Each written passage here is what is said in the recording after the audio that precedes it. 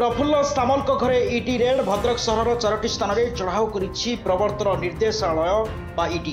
बरपदा engineering college पूर्वतन अध्यक्ष घरे मध्य रेड होता जमापड़ी। केंद्रीय सुरक्षा बल सुरक्षा चली रेड। सकाल समय वर्तमान सुधा विधायकों संपर्कित 10टी स्थान में तनाघना रेड चलाई प्रवर्तन निर्देशालय। 20 कोटी टंकार जमी दुर्नीति मामलें रेड होता सूचना मिली। भुवनेश्वर 4टी भद्रक सहर 6टी स्थान में रेड चली। बरपदा इंजीनियरिंग कॉलेज पूर्वतन अध्यक्ष घरे मध्य रेड होती। तेज जहाँ सूचना मिली प्रफुल्ल सामल मंत्री थिबा बेले 20 कोटी अधिक मूल्यर एक जमी केलेंकारी होता। एक इंजीनियरिंग कॉलेज को जमी देवा घटना जालियाती होता, जहाँ को नहीं से समय पुलिस अभियोग होते भी पुंखानुपुंख भाव तदंत हो नथिबा अभियोग होता। यह मामला क्रमे इडी हाथ को आसीता। यह मामला को नहीं आज इडी रेड आरंभ करिछि।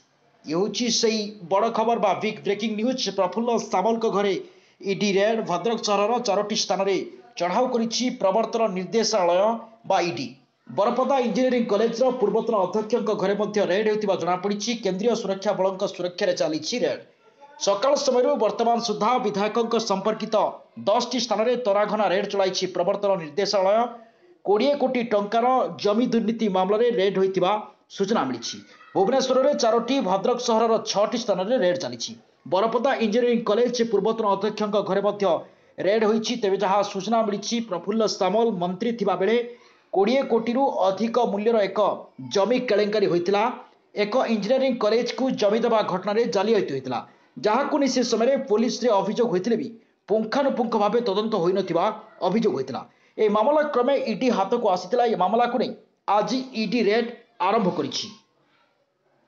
तेरे प्रफुल्ल सामल घरे इडी रेड। ये हूँ से भिजुआल आप देखुं कौन स्थित इडी पक्ष रेड होती। भद्रक सहर 4टी स्थान में चढ़ाऊ करिछि प्रवर्तन निर्देशालय बा इडी।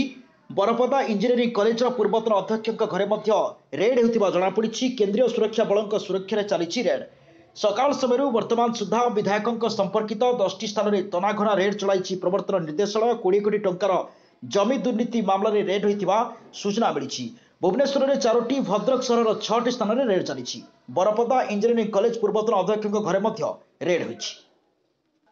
सूचना अनुसार प्रफुल्ल सामल मंत्री थिबा बेले 20 कोटी अधिक मूल्यर एक जमी केलेंकारी होता। एक इंजीनियरिंग कॉलेज को जमी देवा घटना जालियाती होता, जहाँ को नहीं से समय पुलिस अभियोग होते भी पुंखानुपुंख भाव तदंत हो नथिबा अभियोग होता। यह मामला क्रमे इडी हाथ को आसीता। यह मामला को नहीं आज इडी रेड आरंभ करिछि। तेज ये से भिजुआल प्रफुल्ल सामल घरे किभଳି इडी रेड करिछि। भद्रक सहर 4टी स्थान में चढ़ाऊ करिछि प्रवर्तन निर्देशालय बा